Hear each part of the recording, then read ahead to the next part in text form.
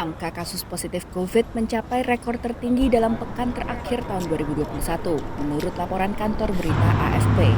Di Amerika Serikat, varian terbaru Omicron mendominasi 58% kasus positif. Menurut data terkini dari Pusat Pengendalian dan Pencegahan Penyakit AS (CDC). Di tengah peningkatan kasus, CDC mengurangi rekomendasi masa isolasi bagi pasien positif COVID dari 10 hari menjadi 5 hari. As you continue to watch these trends, I want to emphasize that this virus has proven its ability to adapt quickly, and we must adapt with it.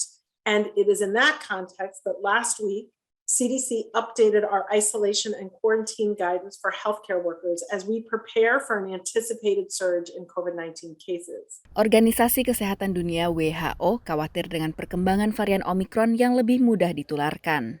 I'm highly concerned that Omicron, being more transmissible, circulating at the same time as Delta, is leading to a tsunami of cases. This is and will continue to put immense pressure on exhausted health workers and health systems on the brink of collapse. Sementara Presiden AS Joe Biden berjanji untuk memberikan sumber daya maksimal bagi negara bagian untuk atasi COVID. My message to the governor is simple.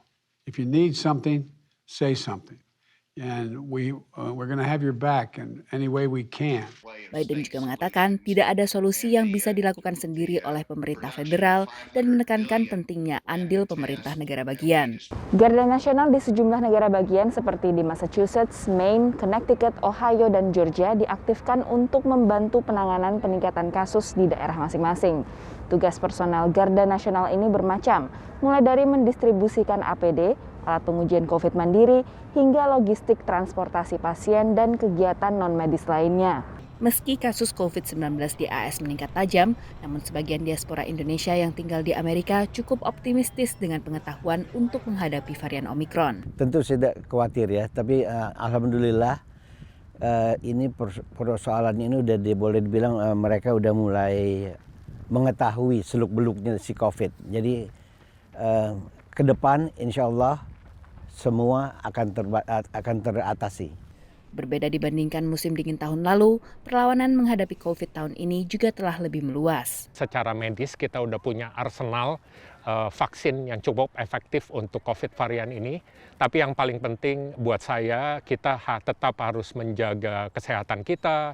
Makanya kenapa kita harus terus berolahraga, lalu kemudian juga kita ikutin semua protokol yang sudah disuggest sama pemerintah, baik untuk vaksin maupun juga untuk vaksin booster, dan tetap keep hati-hati ya untuk social distancing. Meski dominan dan lebih cepat menyebar, satu-satunya kasus kematian di Amerika Serikat yang terkait dengan varian Omicron menunjukkan pasien pernah terinfeksi COVID sebelumnya, punya penyakit bawaan dan tidak divaksinasi.